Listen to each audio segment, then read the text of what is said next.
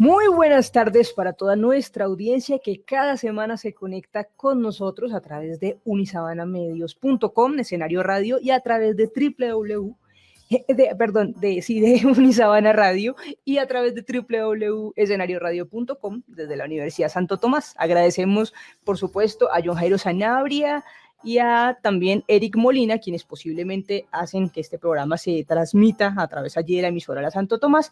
Y aquí, bueno, técnicamente nos conectamos con Unisabana Medios para transmitir a través de Unisabana Radio este espacio que hoy particularmente vamos a dedicar a la música y las letras, no las letras de las canciones, decía yo por ahí, sino las letras hablando de literatura, hablando de plasmar en un texto, en un libro, todas las historias, biografías y además crear historias de personajes alrededor de la música, especialmente en un género que también hemos estado hablando en los más recientes programas, como lo es la salsa. Pero antes de ir con nuestro primer invitado, por supuesto, tengo que saludar a mi compañera Paulina Leiva. Paulina, ¿cómo estás? Mi querida Tati, a todos nuestros oyentes, muy buenas tardes. Feliz de cumplir nuestra cita semanal en Aquí nos cuentan. Por supuesto, y saludamos también a cada uno de nuestros oyentes que reporta sintonía a través de las redes sociales, que nos escribe a través de WhatsApp y que se conecta. Si no escuchan este programa en vivo y en directo, ya saben que pueden hacerlo también los jueves a las 9 de la noche en ambas emisoras o los sábados a las 3 de la tarde. Y seguirnos, por supuesto, en nuestra página de Facebook, buscándonos como Aquí nos cuentan, y allí podrán ver los videos posteriormente de cada una de nuestras entrevistas. Como ya tenemos aquí a nuestro primer invitado, pues de una vez nos vamos a ir con este primer separador de nuestro invitado que está aquí muy juicioso y muy puntual con nosotros. Entonces, escuchemos y ya lo saludamos. Los vemos todos los días. Tal vez los escuchamos todo el día. Gente como nosotros, pero que ha dedicado su talento a la música, a la actuación, a los medios de comunicación y que hoy nos acompañan en Aquí nos cuentan. Hoy nos acompaña en Aquí nos cuentan un personaje que de verdad es además pues fanático de esta música, de la salsa, porque no solo es editor del libro, que vamos a hablar un poco hoy de una recopilación, sino que es autor de varios libros relacionados con la salsa y lleva años en este oficio particular. Ha compartido muchos conversatorios con varias personalidades que se han dedicado a escribir, como también otro compatriota colombiano que es el autor de la biografía de Willy Rosario. Bueno, en fin, o sea, él realmente ama las letras. Les voy a mencionar así algunos para que los conocedores digan, ah, claro, es él. Entonces, él es autor de libros como ¿Qué es la salsa? Buscando la melodía, de libros como Yo, Rubén Blades, Confesiones de un relator de barrio, Héctor Lavoe, La voz del barrio, ese es bastante conocido, y el inolvidable Tito Rodríguez. Y como les digo, ha sido editor de varios libros, entre esos el más reciente que habla de la historia de la salsa en Colombia. Entonces le damos la bienvenida a Sergio Archibald. Bienvenido, Sergio. Muchas gracias, Tatiana, muchas gracias, Paulina, un placer grande poderme comunicar con Bogotá y con Colombia, con el mundo a través de estos medios. Y para mí, como siempre, es un placer hablar de música, que es lo que más me gusta, y también gozarla y escribirla. Por supuesto. Sergio, vamos a la primera pregunta un poco cronológica, y es pues remontándonos por allá a los años 90, donde empiezan a salir estos primeros libros, fanático de la música de toda la vida. Pero ¿cómo empieza esa primera recopilación para responder a esta pregunta tan simple? ¿Qué es la salsa? Sí, no, ese es yo tuve un proceso de investigativo muchos años me dediqué a investigar antes de sentarme a escribir. Empecé más o menos en el año 81, 82 a leer y me metí en un grupo que se llama el Centro de Cultura Musical Benimoré aquí en la ciudad de Medellín. Con ellos hicimos conferencias, investigaciones y empecé a recopilar una cantidad de información, libros, carpetas, todavía las conservo, carpetas con las famosas fotocopias. No existía las redes, no existía el internet. Yo tenía carpetas llenas las tengo todavía llenas yo veía apuntes de prensa, revistas, periódicos, lo que sea. Yo los anotaba y los tenía. Un día cualquiera me di cuenta de que alrededor de la salsa había una polémica, no había una forma definitiva de definirla. No había una forma o sea, ¿qué es la salsa? El uno decía que eso era música cubana, el otro decía que era un fenómeno, esto, el otro decía que era una apropiación cultural, el otro decía que eso se lo robaron en Nueva York, que la salsa, en fin. Entonces me puse en una agenda que yo tenía, cada vez que me encontraba la palabra salsa y cómo la definían, las anotaba y ponía dónde la había sacado. Y un día cualquiera, cuando ya tenía 90 y punta de personas, 96 personas opinando, me dio por montarla en un libro. Entonces la monté, le puse ¿qué es la salsa? Y el subtítulo le puse Buscando la melodía, porque al final del libro metí la primera persona pues que se le ocurrió meter las discografías de la salsa. O sea, los coleccionistas de salsa llegaban, leían el libro y al final se iban a encontrar la discografía de Johnny Pacheco, la de Palmieri, todos los discos que habían salido hasta ese momento. Entonces, eso fue en el año 93. Ese libro salió en el año 93. Pero eso fue la locura, pues. Me he dado cuenta que lo han vuelto un libro de culto, o sea, no se consigue porque ese libro está agotado, lo citan mucho las fuentes que investigan la salsa y eso me llena pues de un orgullo impresionante, o sea, me han dicho que lo vuelva a sacar una edición, no, yo no tengo ahora tengo otras ideas en la cabeza, yo creo que volver a reeditar un libro me atrasarían otros proyectos que tengo en la cabeza, entonces, pero eso fue importante para mí y fue una carta de presentación. Que es la salsa, Buscando la melodía, fue el primer libro, como dije, en el año 1993. Ok.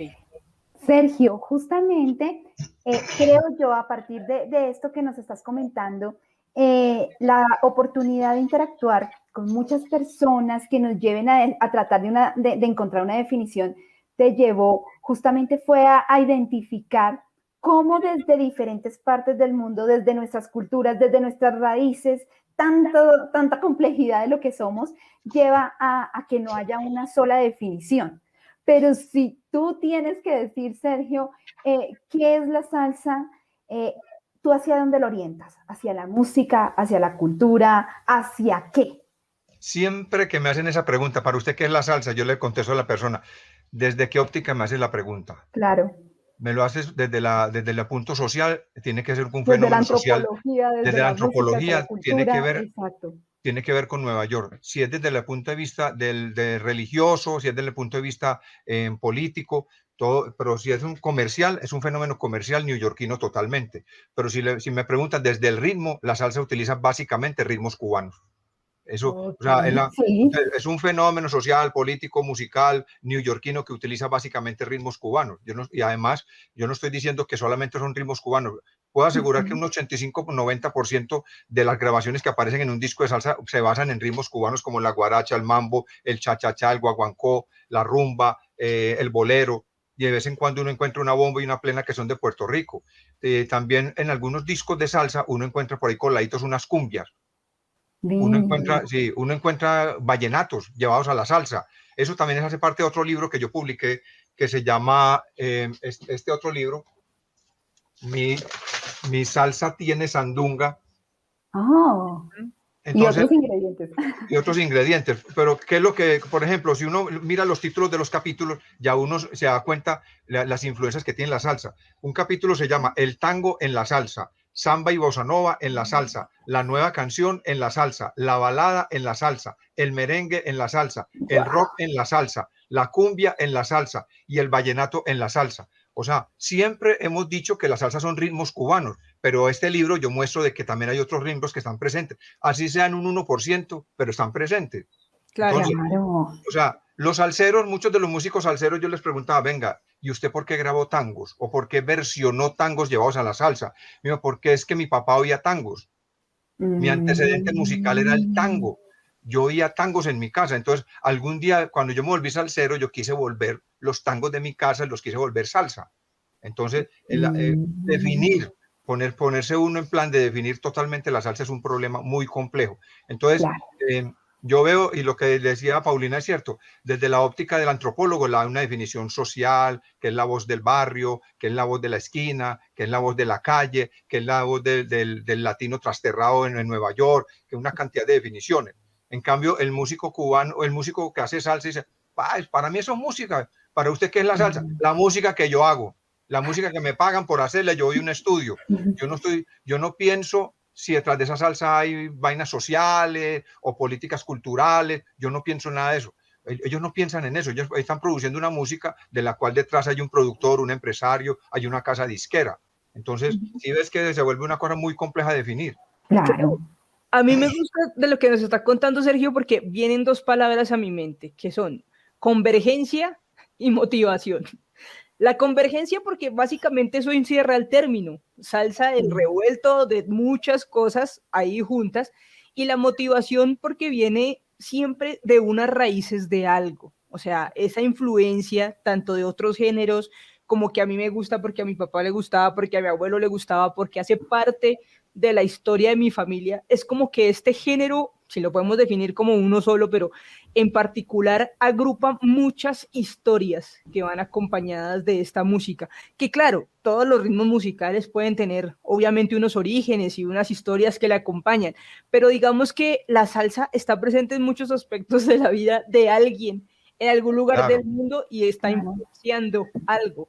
Por supuesto que sí. Yo quiero que Sergio nos cuente de esas influencias, empezando también en Colombia, porque siempre hablamos de Cuba, Puerto Rico, pero los mismos músicos puertorriqueños o cubanos especialmente reconocen en Colombia, tal vez antes más que ahora, pero igual un público que admira demasiado y que jala demasiado, y por algo Cali le dicen capital de la salsa. Medellín hoy en día igual es base de producción. Entonces, ¿qué tienen en común culturalmente? Y hablo más también de Colombia, para que todo eso influya en que la salsa jale tanto hacia nuestro país y salga de ahí un nuevo ritmo. O sea, lo que pasa es que en nuestro medio, además de la palabra convergencia que dijiste ahora, yo utilizo uno que se llama apropiación. Aquí hubo una apropiación musical cultural que se dio con la música cubana, básicamente, aunque también la música puertorriqueña hubo también apropiaciones aquí, pero básicamente fue cubana. Y eso viene ya hace 100 años. En los años 20 estuvo en Bogotá el sexteto Boloña, un sexteto de son. En los años 30 estuvo en Bogotá, Cali, Cúcuta, Medellín, Cartagena, Barranquilla, el trío Matamoros. Entonces ellos fueron, o sea, hay un antecedente.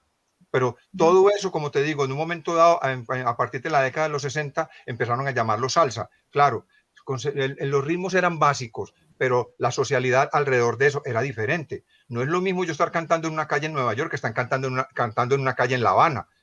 En Nueva York, en Nueva York no hay cañaduzales, no hay bohíos, no hay campo, no hay nada de eso. En cambio, el compositor neoyorquino le está cantando a las urgencias neoyorquinas, a las problemáticas sociales de allá, que de pronto se podían, digamos, traspolar a la América Latina, que eso es lo que dice Rubén Blades. O sea, Pedro Navaja está en cualquier esquina latinoamericana, el personaje. Y yo lo tomé con base en un personaje recorriendo calles neoyorquinas, pero eso está en cualquier ciudad latinoamericana.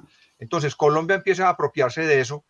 Nosotros nos metieron esa música, puede ser comercialmente, porque las disqueras poderosas se apropiaron de la música cubana y empezaron a divulgar por el mundo. La RCA Víctor, la Columbia, todos esos sellos disqueros empezaron a traerla aquí. Después de que el Matamoros recorrió todo esto, llegaron las casas disqueras y empezaron a impulsarla aquí. Es más, la RCA Víctor tuvo hasta emisoras propias, La Voz de la Víctor, para poner discos de ellos y para lanzar en Colombia su música. Entonces aquí nos fuimos apropiando de esa música, la fuimos oyendo. En Cali, por ejemplo, es una ciudad que musicalmente no tenía ningún antecedente musical. O sea, teniendo el Pacífico al lado y donde estaban todos los ritmos del Pacífico como el currulao, todo eso, Cali nunca tuvo una apropiación, ahora lo tienen. En los últimos años está Cali apropiando eso y los salseros caleños están fusionando, combinando, no me gusta la palabra fusión, están combinando la música salsa, le están metiendo elementos de la música del Pacífico, de currulao y los tambores, todo eso lo están metiendo. Entonces, sí, entonces hay una apropiación, nosotros nos apropiamos de eso y lo más curioso es que le dimos identidad. Entonces, uno oye a Fruco y Fruco trata de tocar la salsa neoyorquino, pero el trompetista está haciendo giros de los músicos de porro. ¿Sí? El de la tumbadora está tocando la tumbadora como la toca un cubano, pero en un momento dado le mete golpes de cumbia. Entonces le estamos dando una identidad nuestra. Entonces el grupo Nietzsche llega y saca canciones en que le está metiendo un guaguancó tradicional, de un momento a otro para y empieza a meterle golpe de currulao. Entonces eso es nuestro. Entonces nosotros nos vamos apropiando, cambiando, tergiversando, modificando y entregando un producto, digamos, con una particularidad. Aunque también aquí hay grupos que tocan igualito a los grupos de Nueva York y no hay ningún cambio, no se notan. Sergio, Entonces, hay algo que me llama mucho la atención de lo que estás diciendo.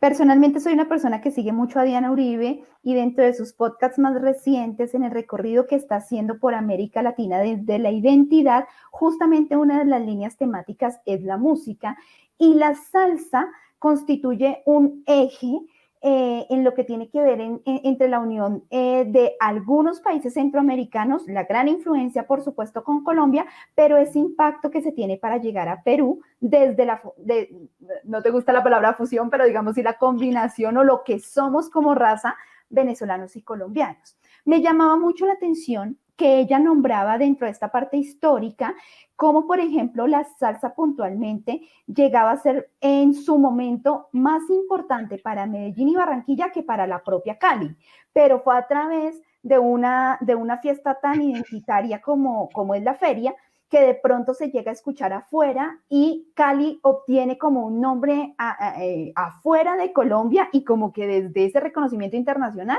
encontró su localía. ¿Pasa lo mismo con otros ritmos o con otros sonidos dentro de esta identidad o la salsa dentro de su propia cosa que la hace única tiene esta característica? mira, en los años 70, Larry Harlow grabó una canción que se llama Raza Latina. Pues yo no sabía que los latinos éramos una raza. Pero bueno, el tema se llama Raza Latina y el coro de la canción dice claramente, la salsa representando la raza latina. Eso fue una etiqueta que manejaron el gran discopolio de la salsa en Nueva York de Fania, de que no solamente ya no buscaban que era el mercado de Nueva York para vender los discos, sino que era el mercado latinoamericano. Entonces empezaron. Muchas veces un músico llegaba al estudio de grabación y el productor le decía, vamos a grabar 10 temas. Y yo, listo, de los 10 temas necesitamos un tema que tenga algo que ver con Venezuela porque nos interesa el mercado venezolano. Necesitamos un tema que tenga que ver con algo colombiano porque nos vamos por el mercado colombiano. Entonces fueron creando una identidad latinoamericana a través de la salsa, que años atrás lo pudo haber hecho el tango. Y además en nuestro medio lo hizo la cumbia. Sí, la cumbia tiene unas variantes impresionantes. La cumbia a nivel América ya es un imperio, el imperio de la cumbia. O sea, hay cumbia en el sur de Estados Unidos y empieza todos los países de ahí para abajo. Hasta pero llegar. Además patentada sí con orígenes colombianos, ¿no? Todos reconocen que es colombiano. Sí, es colombiano. Sí. Lo mismo pasa con la salsa. O sea, la salsa se nutre de ritmos cubanos, utiliza un fenómeno neoyorquino, un fenómeno comercial neoyorquino y lo empiezan a tirar para todos los países latinoamericanos. Cuando llegó aquí ya nosotros conocíamos eso. O sea, lo conocíamos porque aquí ya habíamos bailado la Sonora Matancera con sus guarachas hace mucho tiempo. Ya nosotros conocíamos eso, pero llegaba con una nueva ropa, un nuevo arreglo, un nuevo mensaje. Y con esa nueva ropa lo llamaron salsa. Entonces, el colombiano empezó a hacer un proceso de apropiación. Empezamos tocando igualito a ellos, algunos grupos siguieron la línea igualita, otros grupos empezaron a meterle acentos de la cumbia.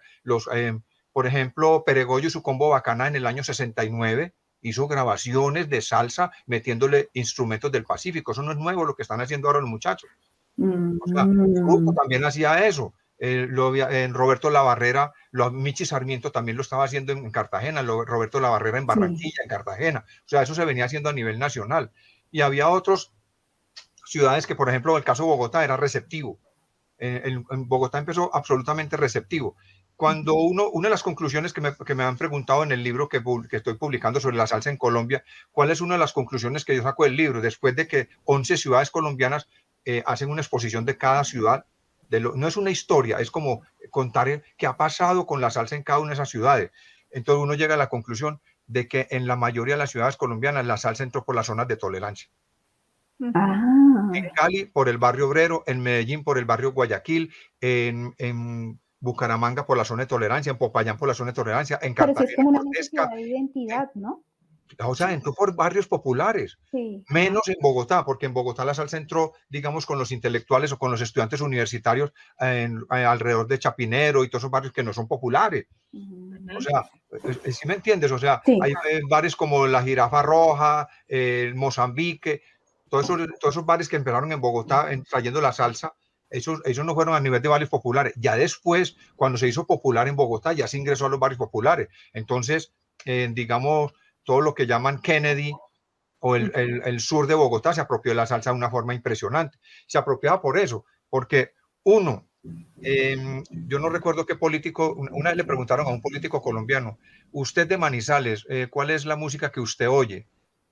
Y el tipo dijo muy sabiamente, dijo, Colombia se divide en dos culturas musicales, la cultura de la alegría y la cultura de la nostalgia.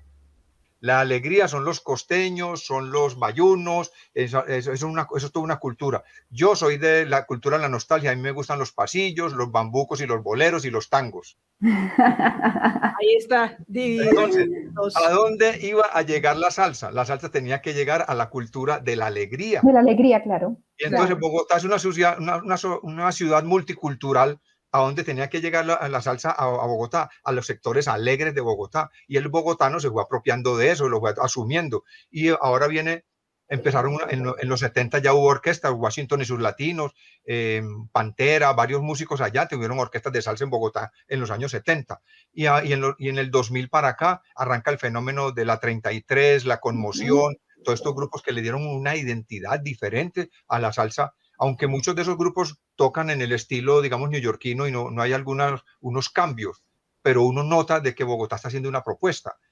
Claro. Una propuesta. Y sale desde acá. A partir del año 2000 para acá. Claro, de eso quería preguntarle porque, claro, conocemos la historia y mucho hablamos a veces de los orígenes y de los grandes íconos y nos encantaría tener acá un espacio mucho más amplio, pero para centrarnos de lo que es la salsa, por decir contemporánea, si contamos del 2000 para acá, porque de alguna forma a veces, así como a los medios de comunicación se les ha querido decir, esto va a desaparecer porque llegó esto otro, pues muchas veces se ha dicho eso de la salsa, pero obviamente ya está reevaluado ese concepto de que se va. Pero sí hay un paso generacional de que ya no estamos hablando solo de los íconos, sino de algo mucho más reciente. Entonces Sergio menciona la 33, pero hablando de toda esta recopilación de ciudades en Colombia, digamos después de Nietzsche y Guayacán, después de esos dos que están por encima, ¿qué más hay de la salsa colombiana que mucha gente puede desconocer y que sigue tan vigente? No, es impresionante, vea. En el libro, en el capítulo de Cali, yo hago un inventario en que me ayudaron muchos amigos caleños. Hay un inventario de más de 100 agrupaciones de salsa en Cali. Y los hay de todos los matices. O sea, big band, conjuntos, combos, orquestas, trío, cuarteto, sexteto. En Cali hay de todo, orquestas de mujeres. Hubo una orquesta, en los años 90 hubo un boom de orquestas de mujeres en Cali que llegaron a existir 14 orquestas de mujeres en Cali. 14, no era uno ni dos, o sea, no era Son de Azúcar ni de Caché, que son muy buenos, sino que habían otros 12 grupos más. O sea, todo ese fenómeno se analiza. Entonces, en Colombia hay de todo, o sea, un fenómeno que se está dando en Bogotá y que merece, yo lo menciono, se está mencionado en el libro, que son las charangas, que son las orquestas de flautas y violines. En Bogotá hay varias orquestas, no hay una ni dos. En mi concepto está una de las mejores de Colombia, que es la Real Charanga. Y entonces, fuera de eso, hay charangas de mujeres en Bogotá. Hay varias, hay como 4 o 5. O sea, eso algún día me gustaría como sentarme a hacer un estudio de las bandas de charanga en Bogotá, de flautas y violines, que no son poquitas. Ya hay algunas que han desaparecido y todo, pero entonces, en la medida en que la salsa se fue corriendo por toda la geografía nacional, empezaron a buscar encontrar en él una forma de manifestarse. Por ejemplo, en Argentina hay un fenómeno que se llama la cumbia villera, que son las músicas que salió de las villas de miseria, famosas villas de miseria del Gran Buenos Aires, Buenos Aires. Entonces, yo vi una entrevista con uno de ellos y dijeron, ¿ustedes por qué escogieron la cumbia? Entonces dijeron, es que nosotros cuando quisimos hacer la música que nos representara la música de nosotros del barrio, la música para nosotros protestar, la música de Villa Miseria, nos quedaron bajas alternativas. El rock ya se había hecho mucho, ya no va a volver otro Charly García, ni tampoco Soda, ni nada de esas cosas. El rap no teníamos la medida para meternos con el rap. Entonces empezamos a buscar diferentes alternativas y la encontramos con la cumbia. Además de que era alegre, nosotros podíamos contar nuestros problemas, nuestras miserias, todas las utopías y todos los problemas que tienen ellos allá en Villa Miseria. Entonces, eso pasa muchas veces en el caso colombiano. En algunas bandas que son de los barrios de Medellín, ellos dicen, en los barrios de Medellín tú encuentras grupos de rock que nunca han grabado, solamente le interesa tocar para ellos y en lugares exclusivos underground. aquí en Medellín. Hay bandas de rap, ni hablar. Hay bandas de rock, de punk, de hip hop, todo eso hay en la ciudad de Medellín. En Bogotá ese fenómeno está igual. Pero hay algunos pelados que en su casa les inculcaron más la salsa o les gustó más la música más alegre o una música más identitaria, digamos, con el lenguaje de ellos, el español o el castellano, pues. Entonces, estos muchachos se fueron buscando y encontraron de que la salsa era el modo para ellos. Me han invitado a reuniones de ellos y son unas canciones hablando de los problemas de la esquina, de mi calle que está sin pavimentar, del policía que llega y los maltrata, de que los huevos están muy caros, de que hay una miseria aquí. Oiga, ellos cuentan eso a través de sus canciones de salsa.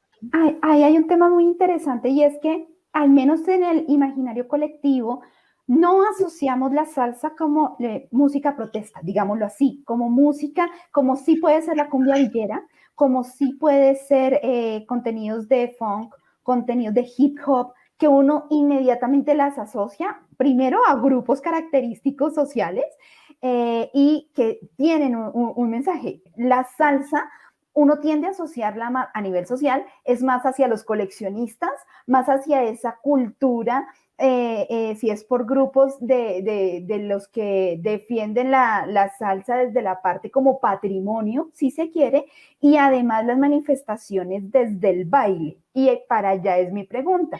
Creo que la salsa es uno de los pocos géneros que hay donde la variedad es tan grande que la identidad también la da uno, al menos para los colombianos, la característica del baile, de cómo es tanto la salsa romántica como la salsa acrobática, como cómo se manifiesta desde el cuerpo, ¿cierto? Cómo es todo un lenguaje corporal, pero también los que dicen, no, un momento, la salsa es para sentarnos a escucharla y entonces entramos con toda la cultura melómana y el acetato y demás. ¿Cómo converger tantas cosas? La salsa, pues, como te digo, les digo, una música alegre, saben, pues, en la cultura, la alegría nuestra. Entonces resulta que muchos, la música eran composiciones elementales. Ven, vamos, ven, nena, ven para acá, vamos a vacilar, ven a gozar, y las letras no pasaban tuvo que venir un Rubén Blades, tuvo que venir algunos compositores a meterle, digamos, conciencia a la cosa. En su momento a Rubén Blades fue criticado. Conozco músicos que criticaron y dijeron, Rubén, esta música se hizo fue para el baile, esta música no se hizo para pensar. Esta música no se hizo para pensar. Entonces, eso ha creado conflictos en alguna gente. Entonces, y viene también la industria. La industria no le interesa esas músicas que son anticomerciales. Rubén peleó para que le grabaran Pedro Navaja, porque una canción de 6 minutos que está contando una historia, una crónica bailada, pues nosotros, no, seguro, al final tuvimos que aprender a bailar con conciencia. A bailar con conciencia. Y terminamos bailando. Entonces, oíamos unas canciones, muchos grupos protestas surgieron.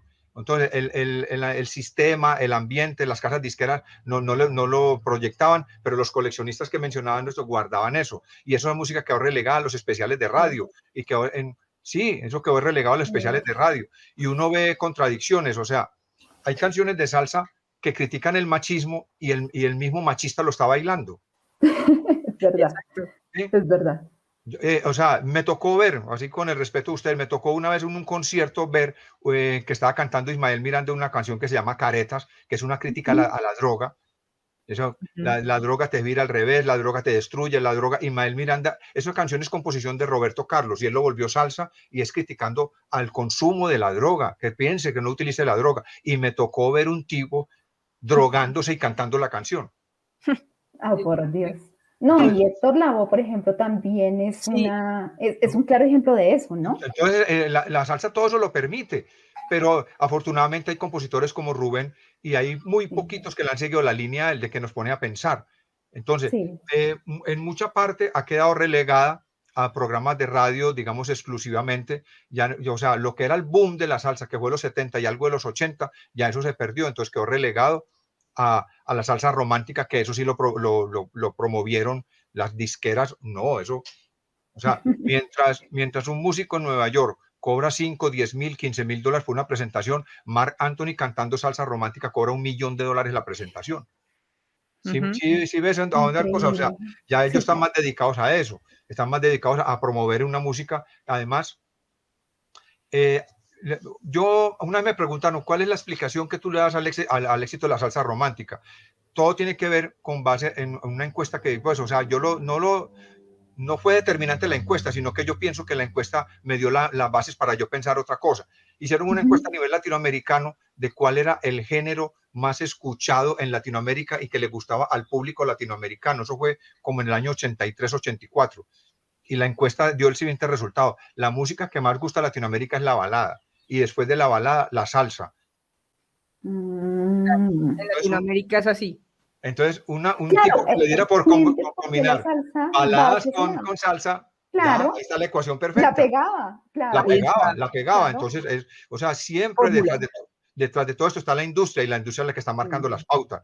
Yo puedo tener unas letras maravillosas, pero esas letras están censuradas porque no son comerciales, eso no pega. Es que la salsa no puede tener un Mercedes Sosa un mensaje o conciencia social. Un mensaje de conciencia, ¿sí? No, es que, y sin embargo lo hay.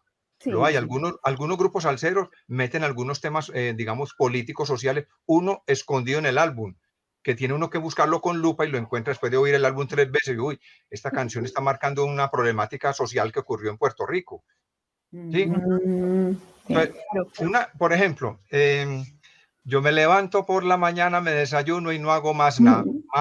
Me levanto, tomo el desayuno y no hago más nada. Eso no lo hemos bailado 1.000.000 de veces, pero esa canción tiene una crítica social al subsidio de desempleo en Puerto Rico, que muchos puertorriqueños se dedicaron a trabajar 6 meses al año y los otros 6 meses no hacían nada.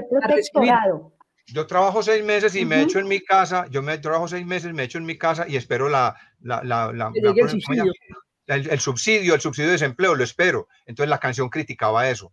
Yo vine a saber eso muchos años después de que la canción estaba criticando eso, después de haberlo bailado durante mucho tiempo. Entonces, ¿sí ves? Hay una canción social que está. Entonces uno pensaba que era un vacile, no, este man se está vacilando la rumba, está diciendo cualquier cosa, no. Sí, solamente está hablando de su vagancia, pero resulta que había una crítica de fondo. Como sucede con las letras, en este programa tenemos esa premisa de escuchar las letras y mire lo que pasa cuando uno investiga. Ya desafortunadamente el tiempo con Sergio se nos va agotando, pero yo sí quiero contarle a la gente que hasta ahora nos escucha, recordarle que si se perdió toda esta charla, esta noche a las 9 de la noche, a través de Escenario Radio y de Unisabana Radio, la vuelve a escuchar. Y recordar algo que estaba hablando con él antes de empezar el programa, y es el tema del método, porque Sergio apunta, recopila, eso empezó contándonos, todo empezó por una serie de recortes, recopilaciones, anotaciones, casi que este ejercicio periodístico y de reportería que lo lleva a uno a buscar más allá. A veces nos quedamos solo con lo primero que nos muestran y con la primera canción que escuchamos, pero qué chévere es para los melómanos cuando queremos ir más allá y hacemos todo este tipo de recopilaciones. Sergio, gracias. Cree que podemos quedarnos aquí y tenemos tanto que aprender. Por hoy se nos ha acabado el tiempo, pero hemos aprendido demasiado escuchándote. Gracias a ustedes, amigas. ¿Cuáles son las redes sociales, por favor, para seguirlo y para darnos cuenta de cada cosa que hace? No, yo estoy nomás en Facebook, Sergio Santana Archibald, ahí estoy, pues ahí me escribo cosas, de vez en cuando pongo publicaciones, estoy al tanto de las noticias de la salsa, informo los fallecimientos, los nuevos discos que salen, los problemas que tienen los salseros, toda la cosa, pues estoy actualizado en la gente ahí. Ahí lo pueden seguir, Sergio Santana. Sí. Dime, Paula. Mira, 30 segundos sin abusar del tiempo, pero es que no lo puedo dejar ir sin esta. Muy concreta, Sergio. Opinión de la salsa choque. Es una respuesta del barrio caleño, Los pelados de Cali conocen la salsa, vivían la salsa, pero ellos tenían que darle un toque moderno a esa salsa y lo combinaron con el hip hop y con el reggaetón. Y eso es o sea, en Cali el salsero tradicional no lo quiero, o sea, yo critico eso, o sea, a mí me gusta, o sea, la salsa es una música que es impura. Ahora vamos a hablar de purismo a unos pelados que están haciendo una cosa impura, que es combinar lo que ellos quieren hacer con el reggaetón y con todas las cosas. Que las letras no dicen nada. Hay miles de discos de salsa que las letras no dicen nada. Y en muchos géneros las letras no dicen nada. Que el ritmo del reggaetón, que el ritmo que utilizan los de salsa choque es básico. Hay muchos discos de la salsa que se repiten lo básico. La percusión va haciendo lo básico y cambian una que otra armonía y algunas cosas. No estoy diciendo, hay muchas. Entonces, y la salsa surgió así, en los problemas de Nueva York. Estos son los problemas del barrio caleño. O sea, eso tiene su explicación. O sea, yo no lo critico, a mí me parece. Lo que pasa es que hay que darles la oportunidad a ellos. Y ellos están grabando en sus casas, en el garaje de la casa. Entonces no son buenas producciones. Pero si les dieran buenos estudios de grabación, estaríamos hablando de un fenómeno masivo que estaría tomando el mundo en este momento. Entonces están dedicados mucha gente a criticarlo y apóyenlo. No, es que en las letras se equivocan mucho, no son poéticos. Por Dios, es que no volverán a hacer otro Rubén Blades.